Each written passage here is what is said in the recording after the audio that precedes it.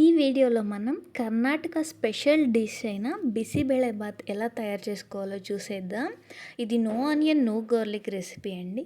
So మీరు చక్కగా దీని నైవేద్యానికి కూడా వండుకోవచ్చు.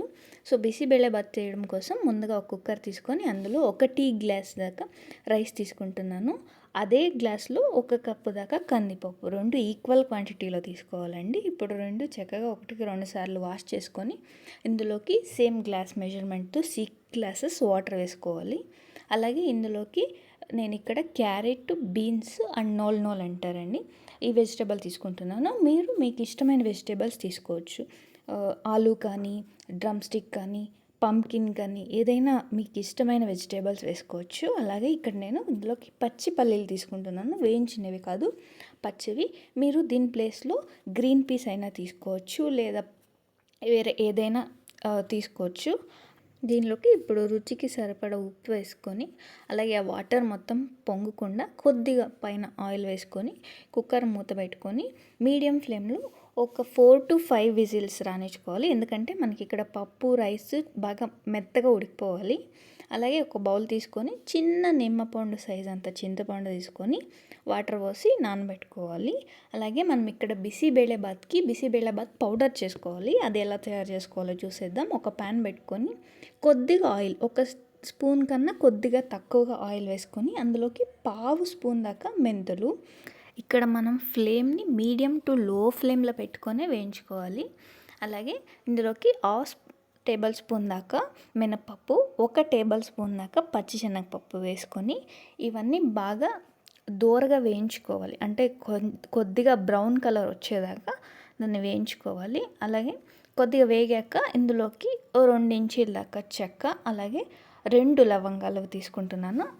ఫ్లేవర్ కోసం ఒక ఇలాచీ తీసుకుంటున్నాను. మీకు ఇలాచీ ఫ్లేవర్ ఇష్టమైతే ఎక్కువగా వేసుకోవచ్చు. అలాగే 1/2 టేబుల్ స్పూన్ దాకా జీలకర్ర, అలాగే 1/2 టేబుల్ స్పూన్ దాకా మిరియాలు అయితే ఇక్కడ ఒక 10 నుండి 12 దాకా ఉంటాయి.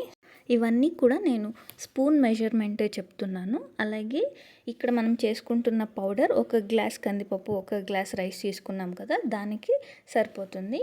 ఇప్పుడు అవన్నీ కొద్దిగా రోస్ట్ అయ్యాక ఇక్కడ 4 స్పూన్ల దాకా ధనియాలు తీసుకోవాలి. ధనియాలని ఒక 30 సెకండ్స్ పాటు బాగా ఫ్రై చేసుకున్నాక అందులోకి 1 రెమ్మ దాకా ఫ్రెష్ కరివేపాకు తీసుకోవాలి. అలాగే ఇది బ్యాడగి చిల్లీ అంటారండి, ఇది కలర్ కోసం వేసుకోవాలి. అలాగే మన కారానికి సరిపడా గుంటూరు చిల్లీ. మీ దగ్గర బ్యాడగి చిల్లీ లేకపోతే స్కిప్ చేసేయచ్చు. అలాగే మనం ఇక్కడ మిరియాలు కూడా వేసుకున్నాం కాబట్టి గుంటూరు చిల్లీ వేసుకున్నప్పుడు చూసుకొని మీ కారానికి సరిపడా వేసుకోండి. ఇవన్నీ ఒకసారి ఫ్రై చేసుకున్న తర్వాత 1/2 టేబుల్ స్పూన్ దాకా గసగసాలు, అలాగే 3 టేబుల్ స్పూన్ దాకా ఎండు కొబ్బరి తీసుకుంటున్నాను. ఈ గసగసాలు, ఎండు కొబ్బరిని అస్సలు స్కిప్ చేయకండి, దీనివల్ల ఫ్లేవర్ అండ్ టేస్ట్ చాలా ఎన్హాన్స్ అవుతుంది. అలాగే కొద్దిగా ఇంగువ, ఇవన్నీ వేసి స్టవ్ ఆఫ్ చేసేసి ఆ ప్యాన్ వేడికే మనము దీన్ని ఫ్రై చేసుకోవాలి. స్టవ్ ఆన్లో ఉంటే ఇది మాడిపోతుంది. ఇవన్నీ చల్లారిన తర్వాత మిక్సీ పట్టుకొని పౌడర్ చేసుకోవాలి. అలాగే ఇప్పుడు మనం తాలింపు కోసం ఒక కడాయి పెట్టుకొని అందులో ఆయిల్ వేసుకుంటున్నాను. మీరు గీ, ఆయిల్ 2 కాంబినేషన్లో వేసుకోవచ్చు. ఆయిల్ వేడెక్కాక ఆవాలు వేసుకొని, ఆవాలు చిటపటలాడాక 1 రెమ్మ దాకా ఫ్రెష్ కరివేపాకు వేసుకుంటున్నాను. అలాగే కొద్దిగా ఇంగువ వేసుకుంటున్నాను. ఇక్కడ మీరు కావాలంటే ఆనియన్స్ కూడా వేసుకోవచ్చు. అలాగే సాంబార్ ఆనియన్స్ వస్తాయి కదా స్మాల్వి, అవి వేసుకుంటే టేస్ట్ ఇంకా చాలా బాగుంటుంది. ఇక్కడ నేను no onion no garlic recipe చేస్తున్నా కాబట్టి ఆనియన్ వేసుకోలేదు. అలాగే 1 క్యాప్సికమ్ మీడియం సైజ్ ముక్కలుగా కట్ చేసుకొని వేసుకున్నాను. క్యాప్సికమ్ కొద్దిగా ఫ్రై అయ్యాక 1 మీడియం సైజ్ టొమాటోని సన్న ముక్కలుగా కట్ చేసుకొని వేసుకుంటున్నాను. ఇందులోకి ఇప్పుడు 1/2 టేబుల్ స్పూన్ దాకా పసుపు, అలాగే టమాటాలకి సరిపడా ఉప్పు వేసుకొని ఒకసారి బాగా కలుపుకొని మూత పెట్టి మీడియం ఫ్లేమ్లో పెట్టుకొని 1 నిమిషం పాటు మగ్గించుకుంటే టమాటాలు బాగా మెత్తబడతాయి. ఇక్కడ చూడండి, టమాటాలు బాగా మెత్తబడినాయి. ఇప్పుడు మనం ముందుగా చింతపండు నానబెట్టుకున్నాం కదా, ఆ వాటర్ తీసి ఇందులో వేసుకొని ఒక బాయిల్ వచ్చేవాక వదిలేయాలి.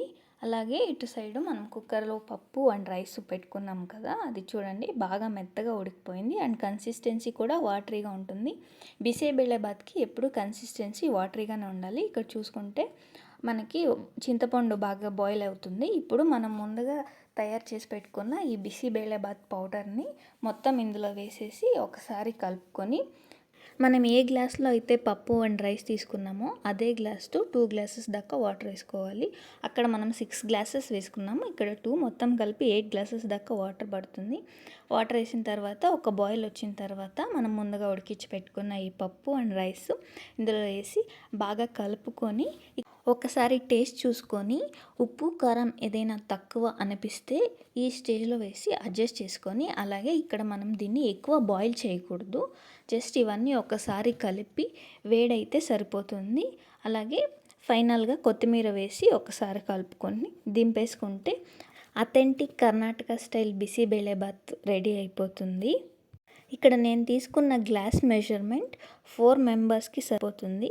అలాగే బిసిబేళేబాత్ ఎప్పుడు మనం వేడిగానే సర్వ్ చేసుకోవాలి. అందులోకి కాంబినేషన్గా కారా బూందీ వేసుకోవచ్చు. వీడియో నచ్చినట్టయితే లైక్ చేయండి, సబ్స్క్రైబ్ చేసుకోండి. థ్యాంక్